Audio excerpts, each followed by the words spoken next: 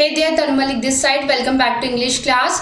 आज हम करने वाले हैं फ्लेमिंगो बुक के most important value based questions. आपने ये सारी चैप्टर्स और पोम्स को अच्छे से पढ़ा होगा and you think that you can write any answer, but हर क्वेश्चन को अटेम्प्ट करने का एक अलग तरीका होता है। You should know how to attempt a question accurately, so must practice all this questions to get good marks. So we are going to practice the questions of the rat trap, Indigo, a thing of beauty and aunt Jennifer's tigers. So let's start.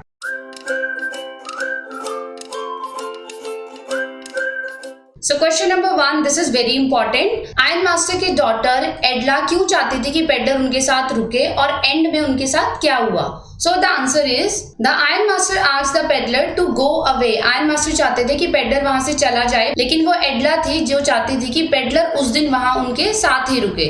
Now what is the reason behind it? Reason is peddler को वहां रुकने का invitation iron master ने खुद दिया था। तो अब एडला चाहती थी कि जब हमने पेडलर को खुद वहां रुकने के लिए बोला है तो अब हमें उसे यहाँ से भगाना नहीं चाहिए और उसे क्रिसमस ईव एंजॉय करने देना चाहिए। सो पेडलर उनके घर आता है, बहुत अच्छे से खाता पीता है और वहां पे रेस्ट करता है। नेक्स्ट मॉर्निंग आयरन मास्टर और उसकी डॉटर एडला चर्च जाते हैं क्योंकि उस दिन क्रिसमस का दिन है और उस टाइम तक रेड ट्रैप सेलर जो ट्रैम्प है वो अभी तक सोया हुआ है। लेकिन जैसे ही आयरन मास्टर और एडला चर्च पहुंचते हैं, उनको वहां पर पता चलता है कि जो ओल्ड क्रॉफ्टर है जो उनके मिल में काम करता था, उसे किसी रेड ट्रैप सेलर ने लूट लिया है। Now that news made एडला sad. अब ये सुनकर एडला बहुत सैड हो गई, लेकिन आयरन मास्टर को किसी और चीज का ही डर था। आयरन मास्टर को लग रहा था कि जो रेड ट्रैप सेलर है वो अभी तक उनके घर में रखे सभी सिल्वर स्पून्स को चुरा चुका होगा। बट टू देयर सरप्राइज उनका सर्वेंट उन्हें बताता है कि पेडलर वहां से कुछ भी नहीं लेके गया है। इनफैक्ट उनके घर पर एक छोटा सा पैकेज छोड़ के गया है और वो पैकेज किसके लिए था? वो पैकेज था एडला के लिए। She found a small rat trap in the package और उस पैकेज में था एक छोटा सा रैट ट्रैप। और जैसे ही एडला उस रैट ट्रैप को खोलती है, उसमें दो चीजें और भी थी। वो थे 30 kronor notes and a letter. और इस लेटर में पेडलर ने एडला को थैंक्स नोट लिखा था। वाई? क्योंकि उन्होंने उसे अपने घर में रखा, बहुत ही डिग्निटी के साथ उसको सर्व किया और उनकी हॉस्पिटैलिटी भी उसे बहुत पसंद आई। और पेडलर नहीं चाहता था कि क्रिसमस के दिन एक चोर उनके घर पर रुके। सो इसीलिए वो वहां से चला जाता है और वो एडला को रिक्वेस्ट करता है कि ये जो मनी मैंने चुराई थी वो ओल्ड क्रॉफ्टर को वापस की जाए। और वो जो छोटा सा रैट ट्रैप वो एडला के लिए छोड़ के गया था, वो था एडला के लिए Christmas gift. So at the end we can say जो थीफ है एडला के लव और अंडरस्टैंडिंग की वजह से now he is a changed man. Question number 2, what are the instances in the story that show that the character of the iron master is different from that of the daughter in many ways? So हमें पूरी story में से examples बताने हैं जिससे हमें ये पता चलता है कि आयरन मास्टर का नेचर कुछ अलग था और एडला उससे थोड़ा ऑपोजिट थी। और ये क्वेश्चन आया था दिल्ली 2009 के पेपर में। This is also important. So the answer is, so यहाँ पे हमें दो कैरेक्टर्स को कंपेयर करना है। तो पहले हम कर रहे हैं आयरन मास्टर का character. The iron master was a man of power and ambition. जो आयरन मास्टर है वो बहुत पावरफुल भी था और बहुत एम्बिशियस भी था, क्योंकि वो अपने मिल वर्कर से बहुत ज्यादा हार्ड वर्क करवाता था। And he was rather arrogant, और उसे लगता था कि वही सबसे ज्यादा सुपीरियर है। उसने पेडलर को अपने घर सिर्फ इसलिए बुलाया था क्योंकि उसे लग रहा था कि वो उसका एक पुराना आर्मी फ्रेंड है। बट जैसे ही आयरन मास्टर को पता चलता है कि उसने उसको गलत समझ लिया है और वो उसका दोस्त नहीं है बल्कि एक चोर है, तो उसी टाइम वो पेडलर को डिसऑनेस्ट बोलता है और उसे धमकी देता है कि वो उसे पुलिस के हवाले कर देगा। और इनफैक्ट बाद में भी जब ये पेडलर को अपने घर रख लेते हैं, उसके बाद जब ये चर्च जाते हैं और इन्हें पता चल जाता है कि वो सच में ही एक थीफ है, तो उसे सबसे पहले टेंशन हो जाती है कि उसके घर में जितने भी सिल्वरवेयर रखे हैं उसने उन्हें चुरा लिया होगा। तो इससे हमें क्या पता चल रहा है कि जो आयरन मास्टर है उसके दिल में पेडलर के लिए कोई भी सिंपैथी नहीं थी। Now is the character sketch of Edla. तो इसको हम स्टार्ट कैसे करेंगे? जब आप सेकंड पैराग्राफ लिखेंगे वहां पे आप लिखेंगे but on the other hand, means हमने फर्स्ट हैंड पे इंफॉर्मेशन दी है आयरन मास्टर की। ऑन द अदर हैंड हम बता रहे हैं एडला के बारे में। Edla the iron master's daughter was a kind and compassionate lady. जब एडला पेडलर से पहली बार मिल में मिली थी तो उसने बहुत गंदे कपड़े पहने हुए थे, तो भी एडला ने उससे बिल्कुल भी हेट नहीं की थी और उससे बहुत अच्छे से बात की थी। And she is also compassionate. Compassionate means वो उसकी फीलिंग्स को समझ सकती थी कि उस पर क्या बीत रही होगी। And she is really sympathetic and considerate towards the peddler, और शुरू से ही उसके दिल में पेडलर के लिए सिंपैथी थी। जबकि आयरन मास्टर के साथ बिल्कुल ऑपोजिट था। जब एडला ने पेडलर को अपने घर रुकने के लिए कहा तो उसने उसको बहुत अच्छे से ट्रीट किया with proper respect and dignity, जबकि उसे तब तक सच पता चल चुका था कि ये एक रियल कैप्टन नहीं है और वो एडला ही थी जिसके जेनरस एटीट्यूड की वजह से जो पेडलर है उसमें एक बहुत बड़ी ट्रांसफॉर्मेशन आई और अब वो एक बुरे आदमी से एक अच्छा इंसान बन चुका था। So this is the main difference between the Iron Master's nature and Edla's nature. So next is question number 3. Give instances from the chapter The Rat Trap to show that most of its characters are victims to be loneliness. अब पूरे chapter में से हमें examples बताने हैं कि जो characters हैं वो कैसे लोनलीनेस के विक्टिम्स थे, मींस उन्हें अकेलापन परेशान करता था। And this question came in recent all India 2019 papers. सो स्टोरी में 4 कैरेक्टर्स हैं, peddler, old crofter, iron master and his daughter. तो हम उन सभी के बारे में बताएंगे। So most of the characters are victims of loneliness. First of all सबसे पहले हम बात करेंगे पेडलर की। पेडलर एक ट्रैम्प है और उसे वेगाबॉन्ड भी बोला गया है। वेगाबॉन्ड मींस एक होमलेस पर्सन जो कि काम की तलाश में इधर उधर घूमता रहता है। पेडलर की लाइफ बहुत ही सैड है और बहुत ही मोनोटोनस है। मोनोटोनस मींस डेली एक जैसी लाइफ है। सुबह उठता है, गलियों में घूमता है और रैट ट्रैप को बेचता रहता है और जब भी वो किसी से मिलता है या कोई हेल्प मांगता है तो लोग उसको वहां से भगा देते हैं, कोई उसकी हेल्प नहीं करता। सो इस तरह से हमें पता चल रहा है कि जो पेडलर है वो भी एक लोनली लाइफ जीता है। Second is the old crofter. Old crofter कहाँ पे रहता है? ओल्ड क्रॉफ्टर रोड के साइड एक कॉटेज में अकेला रहता है और कभी भी अगर क्रॉफ्टर को कोई बात करने वाला मिल जाए तो वो उसके साथ बहुत अच्छे से पेश आता है और उसे बहुत अच्छा लगता है कि अब उसे बिल्कुल भी अकेलापन नहीं लग रहा। और क्रॉफ्टर की लोनलीनेस ही वो रीजन था कि अगर क्रॉफ्टर के घर कोई भी आ जाए तो वो उसके साथ बहुत अच्छे से पेश आता है और उसको बहुत अच्छे से सर्व करता है। Then the last 2 characters iron master and Edla. Iron master और उनकी डॉटर एडला वो दोनों भी अपने घर में अकेले ही रहते थे, इसीलिए उन्हें क्रिसमस सेलिब्रेट करने के लिए किसी की कंपनी चाहिए थी। सो इस क्वेश्चन में सबसे पहले हमने चारों कैरेक्टर्स के बारे में बताया है कि वो कैसे और कहां पर अकेले रहते हैं। सो नेक्स्ट पार्ट में हम बताएंगे कि कैसे इन कैरेक्टर्स ने अपनी लोनलीनेस को दूर करने के लिए किसी की कंपनी ज्वाइन की या किसी को अपने घर पर बुलाया। So first character is crofter. जब पेडलर क्रॉफ्टर के घर गया तो क्रॉफ्टर ने खुशी खुशी उसको अपने घर पर रख लिया और उसके साथ बहुत सारी बातें की, उसको बहुत अच्छे से सर्व किया और अपने सारे कॉन्फिडेंसेस उसको बता दिए। Second is iron master. जब आयरन मास्टर को लगा कि वो जो ट्रैम्प है वो उसका एक पुराना आर्मी फ्रेंड है तो उसने डिसाइड किया कि क्रिसमस के दिन वो उसको अपने घर पर ही रखेंगे और उसको बहुत अच्छे से सर्व करेंगे और इस तरह से आयरन मास्टर और उसकी डॉटर एडला का बहुत अच्छा क्रिसमस भी सेलिब्रेट हो जाएगा और जो क्रिसमस वर्च्यूज हैं, kindness, sympathy and hospitality towards others, वो भी उनको वो प्रैक्टिस कर लेंगे। सो दिस इज हाउ कि सभी कैरेक्टर्स कैसे अकेले रहते थे और कैसे सबने अपनी लोनलीनेस को दूर किया। Next is question number 4। So the question is about human goodness, कि कैसे हम अंडरस्टैंडिंग और लव के थ्रू किसी भी पर्सन को ट्रांसफॉर्म कर सकते हैं। सो the answer is the rat trap story एक पेडलर के बारे में है जो पूरा दिन रैट ट्रैप्स बेचता है गलियों में। एक दिन वो एक क्रॉफ्टर के घर जाता है और उसे वहां रुकने के लिए कहता है। So the crofter showed him kindness and sympathy. Crofter अपने कॉटेज में अकेला रहता था तो वो उसे बहुत ही सिंपैथी और काइंडनेस के साथ वहां पे रख लेता है, उसे बहुत अच्छे से वेलकम करता है और सर्व करता है। लेकिन वो एक गलती कर देता है, वो अपने पैसों के बारे में भी उसको बता देता है। सो क्रॉफ्टर टोल्ड हिम कि उसके घर में 30 क्रोनर रखे हुए हैं और उसे प्रॉपर प्लेस भी बता देता है। क्रॉफ्टर ने पेडलर को बहुत अच्छे से रखा, उसका बहुत अच्छे से वेलकम किया, बट पेडलर ने उसके साथ क्या किया?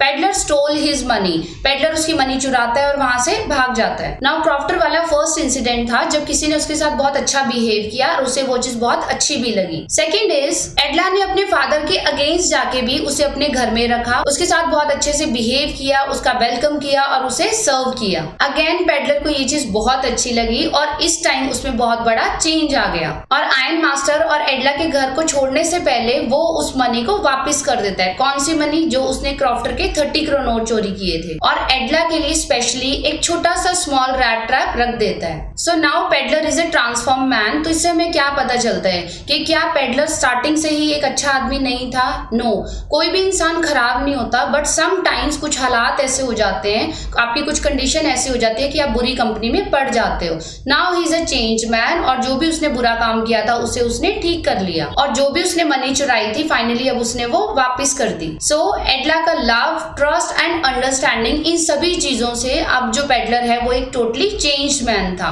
सो these are the only thing जिससे हम किसी भी इंसान को चेंज कर सकते हैं। Next is question number 5। Peddler ये मानता है कि ये पूरा वर्ल्ड एक रैट ट्रैप है और किस तरह से वो एंड में खुद ही एक जाल में फंस जाता है। ये क्वेश्चन आपको ऑल इंडिया 2017 और दिल्ली 2017 में भी आया, so this is very important.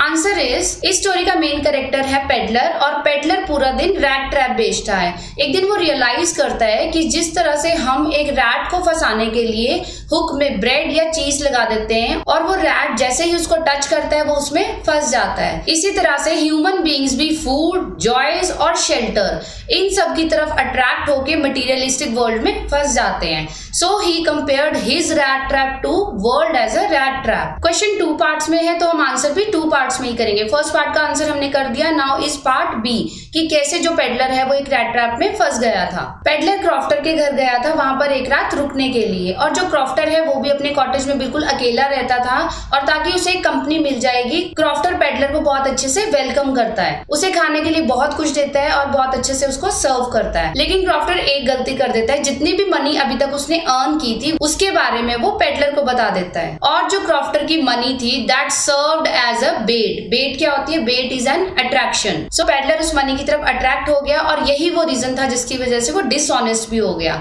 Next morning peddler उस सारी मनी को चुराकर वहां से भाग जाता है, लेकिन वो किस तरफ भागता है? जंगल की तरफ। हाईवे पे वो इसलिए नहीं जाता कि कहीं कोई उसे पहचान ना ले और उसे पकड़ ना ले। जिस जंगल में पेडलर जाता है वो एक बहुत घना जंगल था और पेडलर वहां पर जाकर गुम हो जाता है, क्योंकि बार बार वो चलता जा रहा था और फिर वो उसी पॉइंट पर आकर पहुंच जाता था। सो जो फॉरेस्ट था वो एक बिग रैट ट्रैप था, और जो पेडलर है वो उसमें बहुत बुरी तरीके से फंस चुका था, क्योंकि उसे पता ही नहीं चल रहा था कि वो वहां से कैसे निकले। सो दिस इज हाउ कि पेडलर अपने ही जाल में कैसे फंस गया। Next is question number 6 and this is most important question. ये 2015 में भी आया है और लेटेस्ट सीबीएसई 2020 में भी आया है, तो एटलीस्ट आप इसको एक बार जरूर पढ़ेंगे या सुनेंगे ताकि आपको पता चल जाए कि इसको अटेम्प्ट कैसे करना है। So the question is, crofter ने पेडलर में एकदम से इतना विश्वास कैसे कर लिया और कैसे पेडलर ने उसको एंड में धोखा दिया और एंड में इसका क्या परिणाम निकला। सो द आंसर इज, सबसे पहले हम क्रॉफ्टर का कैरेक्टर स्केच लिखेंगे और उसके बारे में जब हम बता रहे हैं तो जो टोन है वो पोलाइट होनी चाहिए और फेवरेबल होनी चाहिए। क्रॉफ्टर एक ओल्ड मैन था और उसकी कोई भी वाइफ और बच्चे नहीं थे, वो उस कॉटेज में बिल्कुल अकेला रहता था। जैसे ही उसको पता चला कि एक पेडलर उसके यहाँ रहने के लिए आया है तो वो बहुत खुश हो जाता है और खुशी खुशी उसे अपने घर में रख लेता है। क्रॉफ्टर बहुत खुश था कि आज एटलीस्ट वो किसी के साथ बात कर सकता है, और क्रॉफ्टर ने पेडलर पर पूरी तरह से विश्वास करके उसे बहुत अच्छा फूड भी खिलाया और अपने बारे में सारे सीक्रेट्स उसको बता दिए। क्रॉफ्टर को पेडलर पर इतना कॉन्फिडेंस था कि जिस पाउच में उसने वो पैसे रखे हुए थे उसने उसे वो भी दिखा दिया।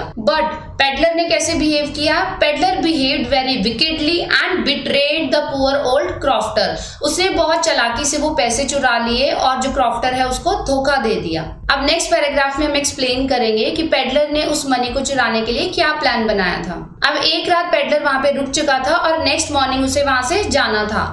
जो ओल्ड क्रॉफ्टर है वो बहुत जल्दी में था क्योंकि उसे अपनी गाय का दूध निकालना था, और पेडलर ने भी उसी टाइम वहां से जाने का नाटक किया ताकि क्रॉफ्टर को लगे कि जिस टाइम मैं निकला हूँ पेडलर भी वहां से जा चुका है। बट आधे घंटे के बाद पेडलर वहां पर वापिस आया और उसे पता था कि पाउच कहाँ रखा है, तो जिस विंडो के पास वो पाउच रखा हुआ था उसने उस विंडो का पेन थोड़ा सा तोड़ दिया। वहां से उसने उस पाउच को उठाया और सारी मनी लेकर वहां से भाग गया, और क्रॉफ्टर की सारी मनी बहुत स्मार्टनेस के साथ चुराकर पेडलर को बहुत अच्छा लग रहा था कि मैंने कितनी आसानी से क्रॉफ्टर को बेवकूफ बना दिया। और उस टाइम पेडलर को जरा भी गिल्ट फील नहीं हुई कि जिसने उसके साथ इतना अच्छा बिहेव किया, उसे अपने घर में रखा, उसके ऊपर विश्वास किया, उसने उसी को धोखा दे दिया। और एंड में हम ये भी बता सकते हैं क्योंकि पेडलर ने क्रॉफ्टर के साथ गलत किया तो इसका रिजल्ट क्या निकला। वहां से मनी चुराने के बाद पेडलर जब जंगल में गया तो खुद भी वो वहां जाकर फंस गया था, तो जैसा उसने किसी के साथ बुरा किया था उसके साथ भी वैसा ही हो गया। Next is question number 7। अब जो सारे क्वेश्चंस है वो हैं चैप्टर इंडिगो में से। So question 7 is, how was Gandhi ji able to influence lawyers. हमें चैप्टर में से 2 एग्जांपल्स देनी है कि कैसे गांधी जी ने लॉयर्स को इन्फ्लुएंस किया। So in the answer we are giving 2 examples.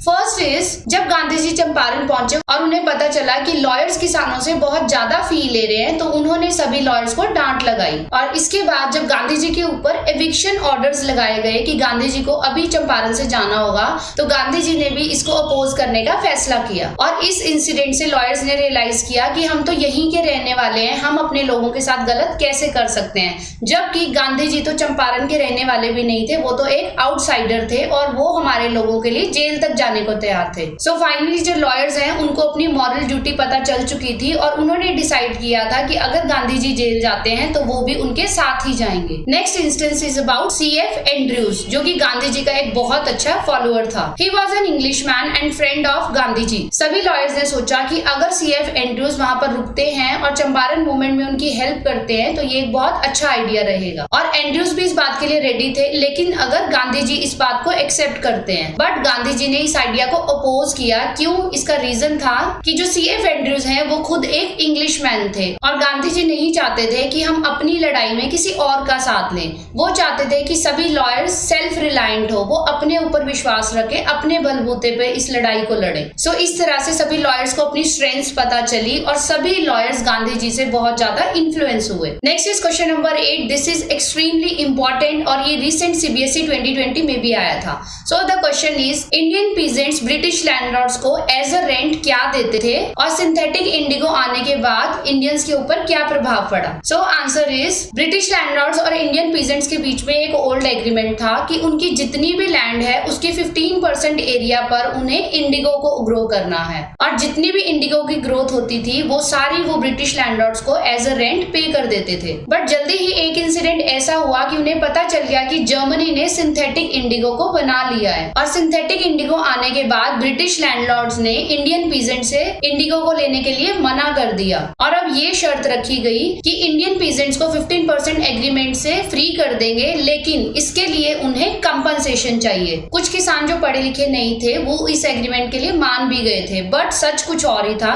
सच क्या था कि जैसे ही सिंथेटिक इंडिगो मार्केट में आई, जो रियल इंडिगो थी उसके प्राइसेस बहुत तेजी से गिर चुके थे और अब उसे कोई भी खरीदने के लिए तैयार नहीं था। तो नुकसान किसको हुआ? इंडियन पीजेंट्स को। और जैसे ही किसानों को इस बात का पता चला तो उन्होंने इस बात का विरोध कर दिया है कि जितना भी पैसा ब्रिटिश गवर्नमेंट ने उनसे लिया है वो उसको रिटर्न करे। Next is question number 9। Gandhi ji का मानना था कि लीगल जस्टिस के बजाय फ्रीडम फ्रॉम फियर ज्यादा इंपॉर्टेंट है। सो इंडिगो लेसन से ये कैसे क्लियर होता है ये हमें आंसर में बताना है। ये क्वेश्चन आया था ऑल इंडिया 2019 के एग्जाम में। सो द आंसर इज जब गांधी जी ने चंपारण के किसानों की कंडीशन देखी तो उन्होंने उसी टाइम ये रियलाइज कर लिया था कि जो पीजेंट्स हैं उनको बहुत बुरी तरीके से क्रश किया गया है और उनके अंदर अब अंग्रेजों के खिलाफ डर बैठा हुआ है। तो उस टाइम पर कोर्ट के चक्कर लगाने से कुछ नहीं होगा। So what was the real relief? Real relief किसानों को तब मिलेगा जब उनके अंदर से ब्रिटिशर्स के खिलाफ डर खत्म होगा। सो ये कंक्लूजन जो गांधी जी ने निकाला था कि सबसे पहले इंडियंस के मन में से डर खत्म करना जरूरी है,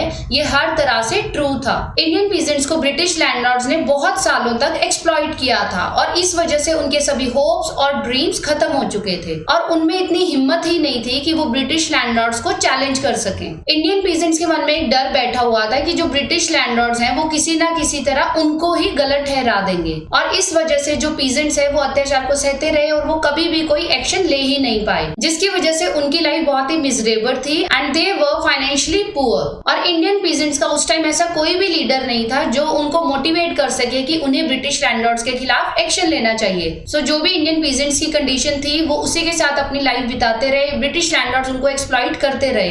कब तक? जब तक गांधी जी ने उनके दिल में से उस डर को निकाल नहीं दिया। Next is question number 10। This is the most important question of Indigo और ये आपको इस बार भी पेपर में आ सकता है क्योंकि ये लास्ट आया था 2020 के पेपर में, तो 2 साल से ये आया नहीं है। 2012 में भी आया है और ये 2019 के कंपार्टमेंट पेपर में भी आया था। So the question is Rajkumar Shukla ने गांधी जी को चंपारण क्यों बुलाया था और गांधी जी ने इंडिगो फार्मर्स की प्रॉब्लम्स को कैसे सॉल्व किया? Very important and very interesting. So the answer is जितने भी चंपारण के किसान थे वो सभी शेयर क्रॉपर्स थे। शेयर क्रॉपर्स मींस उन्हें अपनी लैंड पर 15% इंडिगो को ग्रो करना पड़ता था और फिर वो इस इंडिगो की हार्वेस्ट को ब्रिटिश लैंडलॉर्ड्स को दे देते थे as a rent. Rajkumar Shukla भी उन्हीं में से एक शेयर क्रॉपर थे और वो चाहते थे कि गांधी जी चंपारण आए और वहां के किसानों की कंडीशन को देखे और उनके हक में लड़े, क्योंकि उस टाइम पर चंपारण बिहार में लैंडलॉर्ड सिस्टम बहुत ही पुअर था और जो इंडियन पीजेंट्स थे उनके साथ बहुत एक्सप्लॉइटेशन की जाती थी। सो गांधी जी जब चंपारण आए उन्होंने सभी पीजेंट्स की प्रॉब्लम्स को सुना और ब्रिटिश लैंडलॉर्ड एसोसिएशन के सेक्रेटरी से मिले, लेकिन जो उनका सेक्रेटरी था उसने गांधी जी को कोई भी इंफॉर्मेशन नहीं दी, बल्कि गांधी जी को कहा गया कि वो अभी के अभी तिरहुत को छोड़कर चले जाएं। इतना ही नहीं, गांधी जी को दोबारा नोटिस मिला कि वो इमीडिएटली चंपारण को छोड़कर चले जाएं, लेकिन गांधी जी ने इस ऑर्डर को डिसओबे कर दिया, मींस मान मानने से मना कर दिया। और जब उन्हें वहां की कोर्ट में बुलाया गया तो इसके पीछे उन्होंने बहुत ही स्ट्रॉन्ग रीजंस दिए। उन्होंने बताया कि वो एक लॉ ब्रेकर नहीं है, लेकिन चंपारण के किसानों की प्रॉब्लम को दूर करना उनकी एक मॉरल ड्यूटी है। और ये इंसिडेंट होने के बाद हजारों लोगों ने गांधी जी के सपोर्ट में रैलीज निकाली और ये सारा माहौल देखकर ब्रिटिश गवर्नमेंट बहुत ही कंफ्यूज हो गई थी। और लास्ट में गांधी जी के खिलाफ जो केस फाइल किया गया था उसे भी कैंसिल कर दिया गया। अब गांधी जी को मौका मिल गया था कि वो ब्रिटिश लैंडलॉर्ड के साथ बात कर सकते हैं। ब्रिटिश लैंडलॉर्ड ने ये ऑफर दिया कि उन्होंने जितना भी किसानों से पैसा लिया है वो उसका सिर्फ 25% ही वापस देंगे। और गांधी जी इस बात के लिए एकदम से मान गए, लेकिन बाकी लोग बहुत हैरान हो गए थे कि सिर्फ 25% के लिए गांधी जी क्यों मान गए, उन्हें तो 100% वापस लेना चाहिए था। लेकिन इसके पीछे एक बहुत ही स्ट्रॉन्ग रीजन था। गांधी जी ने कहा कि हमारे लिए इस टाइम पर पैसा इंपॉर्टेंट नहीं है, क्या इंपॉर्टेंट है कि एटलीस्ट ब्रिटिशर्स ने अपनी हार मानी और उन्होंने अपना पैसा सरेंडर किया और कहीं ना कहीं उनकी प्रेस्टीज भी गई। मींस कहीं ना कहीं उन्होंने अपना सम्मान भी खोया है, क्योंकि उन्हें फार्मर्स के आगे झुकना पड़ा। और धीरे धीरे जैसे जैसे ब्रिटिश प्लांटर्स का विरोध होता गया वो वहां से स्टेट्स को छोड़कर जाते गए और वो सारी लैंड धीरे धीरे इंडियन किसानों के पास वापिस आ गई। Next is question number 11। This is last value based question from the chapter Indigo. This is also very important. It came in 2019 and CBSE 2020। So the question is, author कैसे कह सकते हैं कि चंपारण में फर्स्ट टाइम सिविल डिसओबीडियंस की जीत हुई थी। Now what is civil disobedience? Civil disobedience means Britishers के द्वारा जो भी रूल्स बनाए गए थे उनका बहिष्कार करना, उनको ना मानना। So इंडिगो चैप्टर में ऐसे कौन कौन से इंस्टेंसेस हैं जहां पर ब्रिटिशर्स द्वारा बनाए गए रूल्स को रिजेक्ट किया गया। So फर्स्ट इज, जब गांधी जी चंपारण पहुंचे तो उन्हें वहां पर एक रिपोर्ट मिली कि एक किसान के साथ बहुत ही बुरा व्यवहार किया गया है और इस मैटर को सुलझाने के लिए वो वहां पर गए, लेकिन रास्ते में ही उन्हें ऑफिशियल नोटिस मिल गया था कि उन्हें अभी के अभी चंपारण को छोड़कर जाना होगा। लेकिन उन्होंने चंपारण से जाने के लिए एकदम से मना कर दिया और उसके बाद उन्हें समन्स मिले। समन मींस उन्हें कोर्ट का नोटिस मिला कि नेक्स्ट डे उन्हें कोर्ट में पेश होना है। नेक्स्ट डे कोर्ट में गांधी जी ने बहुत ही स्ट्रॉन्ग रीजंस दिए कि वो क्यों चंपारण से नहीं जाना चाहते।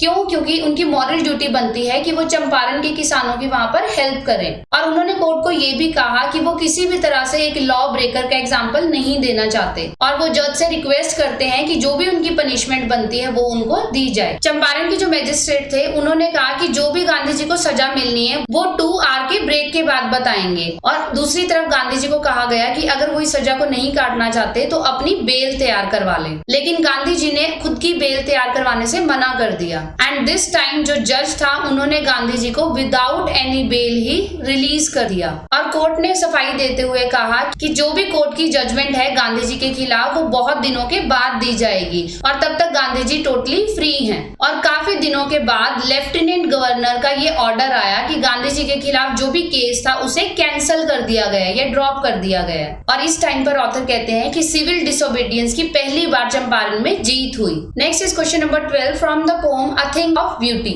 इस पोम में से वैल्यू बेस्ड क्वेश्चन हम सिर्फ एक ही कर रहे हैं और यही सबसे इंपॉर्टेंट है। This is a very common question. A thing of beauty is a joy for ever. Elaborate. या फिर आ सकता है आपको इसको एक्सप्लेन करना है कि जो थिंग ऑफ ब्यूटी है वो हमेशा जॉय फॉर एवर कैसे है। अ thing of beauty leaves a permanent impression. अगर कभी भी हम किसी ब्यूटीफुल चीज को देखते हैं specially which is related to nature. For example आप कभी भी कहीं नेचर की कंपनी में गए हो, केरला गए हो, गोवा गए हो या शिमला गए हो, तो उसका इंप्रेशन हमेशा आपके साथ रहता है और उस ट्रिप से रिलेटेड जो भी आपकी मेमोरीज हैं वो आपके लिए परमानेंट है। It stage in our imagination for ever. वहां से आने के बाद भी हम बार बार उन चीजों को इमेजिन करते हैं जो भी हम वहां पर इंजॉय करके आए हैं। It never passes into nothingness। और ये चीजें हम कभी भी भूलते नहीं हैं। Our imagination adds new colors to it। जितना हम उसको इमेजिन करते हैं उतना ही हम उसको इंजॉय करते हैं कि जब हम उस ट्रिप पे गए थे वहां पर जो नेचुरल ब्यूटी थी हमने उसको कितना एंजॉय किया था। Its loveliness increases every time we think of it। जितना हम उसके बारे में सोचते हैं उतनी ही उसकी लवलीनेस बढ़ती जाती है। So it becomes a joy forever। Means अगर हमने कभी भी एक बार नेचर की कंपनी को एंजॉय कर लिया तो उसका जो जॉय है वो हमारे हमारे साथ हमेशा के लिए रहता है। और इसके अलावा नेचर कंपनी का हमें क्या बेनिफिट है? It helps us to forget the sorrows and sufferings of the world. जब भी हम कभी नेचर की कंपनी में जाते हैं तो हमारी लाइफ में जितनी भी प्रॉब्लम्स हैं हम उन सबको भूल जाते हैं। It removes the sadness from our heart. जितनी देर भी हम नेचर की कंपनी में रहें, फॉर एग्जाम्पल आप बीच के साइड में बैठे या कोई रिवर जिसमें रनिंग वाटर है, हम उसके पास में बैठ जाएं तो हमें लगता है कि हमारी लाइफ में अब कोई भी प्रॉब्लम नहीं है। It makes our painful stay on this earth bearable. जब हम कुछ टाइम नेचर की कंपनी में रहते हैं तो हमारा माइंड बहुत ही रिलैक्स हो जाता है, और अगर हमारा माइंड रिलैक्स है तो हमारी हेल्थ भी इंप्रूव हो जाती है। It removes the pall from our dark spirits. Dark spirits means हमारी जो मटेरियलिस्टिक लाइफ है तो हमने खुश रहना बिल्कुल बंद कर दिया है। हम हर टाइम मटेरियलिस्टिक चीजों के पीछे भागते रहते हैं, तो हमारी जो लाइफ है it is full of sadness. But अगर हम नेचर की कंपनी में रहते हैं तो ये जो सैडनेस की कवरिंग है वो हमारे ऊपर से उतर जाती है। It helps us cheer up our spirits and clear our despondence. So nature के एक्सपीरियंस के बाद हम फिर से चीयर अप हो जाते हैं और जो भी हमारे जीवन में निराशा है वो दूर हो जाती है। सो इन शॉर्ट, जो भी ब्यूटीफुल थिंग है उसे इमॉर्टल ड्रिंक ऑफ हेवन से भी कंपेयर किया गया है। At the end we can say a thing of beauty is a joy for ever. एक बार हमने उसे एक्सपीरियंस कर लिया तो उसे हम कभी भी नहीं भूलते। Now this is our last question, question number 14. This is from the poem on Jennifer's tigers. Question is, what does the poet bring out in the poem Aunt Jennifer's Tigers? So poet Aunt Jennifer's Tiger poem में से किस बात को लेके आए हैं? इसके अलावा क्वेश्चन आ जाता है कि आंट जेनिफर की कंडीशन क्या थी, या फिर टाइगर्स और आंट जेनिफर की कंडीशन में क्या डिफरेंस है, और ये सभी क्वेश्चंस इस आंसर में कवर हो रहे हैं। सो द आंसर इज, इस पोएम में पोएट ने बताया है common story of all the married women. Poet ने सभी मैरिड विमेन की स्टोरी को आंट जेनिफर की कंडीशन के थ्रू हमें शो किया है। Now what is the condition of all married women? Now at present modern time जो मैरिड women है उनकी कंडीशन फिर भी बेटर है, लेकिन जो हमारे मदर या हमारे ग्रैंड पेरेंट्स थे उनकी कंडीशन टोटली डिफरेंट थी। कैसी थी उनकी condition? They spend all their life in doing household chores. हमारे जो मदर या ग्रैंड पेरेंट्स थे वो घर का सारा काम अपने हाथ से करते थे, मॉर्निंग टिल इवनिंग, और उनकी हेल्प के लिए कोई भी नहीं होता था। They produce children and bring them up with love and care. जो भी उनके बेबीज होते थे उनका पालन पोषण वो खुद ही करते थे। And they also put up with all the bullying of their husbands, और जो उनके हस्बैंड थे वो जितना भी उन्हें तंग करते थे उस चीज को भी वो साथ साथ सहन करते थे और कभी भी इस चीज की कंप्लेन नहीं करते थे। And then at last pass into their graves with no regard from anyone, और एट द एंड जब उनकी डेथ हो जाती है तब भी उनको लास्ट में कोई रिगार्ड नहीं मिलता कि इन्होंने अपनी पूरी जिंदगी में कितनी मेहनत की है, और ये हमेशा काम ही करते रह गए और अपने हस्बैंड के ऑर्डर्स को मानते चले गए। ये कभी भी अपनी लाइफ को अपने अकॉर्डिंग नहीं जी पाए। और सेम यही कंडीशन है आंट जेनिफर की। क्या कर रही है aunt Jennifer? She is a typical housewife जो कि अपने हस्बैंड की सारी बात मानती हैं। She embroidered some tigers in a wool on a screen. So poem में दिखाया गया है कि जो आंट जेनिफर है वो टाइगर्स को बुन रही हैं, और जो टाइगर्स है वो दिखने में बहुत ही सुंदर हैं, और वो कैसे दिख रहे हैं? वो ऐसे दिख रहे हैं जैसे वो उस स्क्रीन पर जोर जोर से भाग रहे हैं। एक पेड़ के पास कुछ आदमी खड़े हैं, लेकिन जो टाइगर है वो उनसे नहीं डरते। They look very chivalric, sleek and brave. जो टाइगर है उनकी कंडीशन कैसी दिखाई है? वो बहुत ही ब्रेव हैं और उनके मन में किसी भी तरह का कोई डर नहीं है। टाइगर्स तो ब्रेव है, लेकिन आंट जेनिफर की कंडीशन कैसी है? Now she has become very old. Aunt Jennifer बहुत बूढ़ी हो चुकी हैं, और वो इतनी बूढ़ी हो चुकी हैं कि जिस नीडल से वो उन टाइगर्स को बुन रही हैं वो उस पर भी अच्छे से काम नहीं कर पा रही। उनके हस्बैंड ने पूरी लाइफ उनको इतना ज्यादा डोमिनेट किया है कि अब उन्हें लगता है कि ये तो उनकी लाइफ का एक हिस्सा था। और पोएट इस पोएम में ये इमेजिन करते हैं कि जब आंट जेनिफर की डेथ हो जाएगी तो भी उनको शांति नहीं मिलेगी, और वो अपनी ग्रेव में भी जो भी उनके साथ पूरी जिंदगी हुआ उसी के बारे में सोचती रहेंगी, क्योंकि हम अपना बुरा टाइम कभी भी भूलते नहीं हैं। आंट जेनिफर ने जो टाइगर्स ड्रॉ किए थे दे सीम्स लाइक प्रांसिंग, की वो भाग रहे हैं, और वो क्या थी? वो आंट जेनिफर की इनर विल थी जो कभी भी पूरी नहीं हो पाई। बट रियलिटी में जो आंट जेनिफर है वो ऐसे ही मर जाएंगी और कभी भी उनकी इच्छा पूरी नहीं हो पाएगी। सो इस पूरी पोएम से हमें क्या सीखने को मिला है? ये पोएम शो करती है मेल शॉविनिज्म। शॉविनिज्म मीन्स पार्शियलिटी, कि मेल और फीमेल में कितनी पार्शियलिटी की जाती थी, और पहले यहाँ पर मेल डोमिनेटेड सोसाइटी होती थी। Reality is women give birth to men. Women ही मेन को बर्थ देती हैं और वही मेन लेडीज को डोमिनेट करते हैं और पूरी लाइफ परेशान करते हैं। और हमारी सोसाइटी में मेल स्टार्टिंग से ही लेडीज को डोमिनेट करते आए हैं और लेडीज को पूरी लाइफ मेल्स के अकॉर्डिंग ही जीनी पड़ती थी. So this is all about the poem Aunt Jennifer's Tigers. So we are done with all the questions. Hope they will be helpful for you. Thank you for watching. If you learned something from the video, please subscribe the channel and press the like button. Thank you. Bye bye.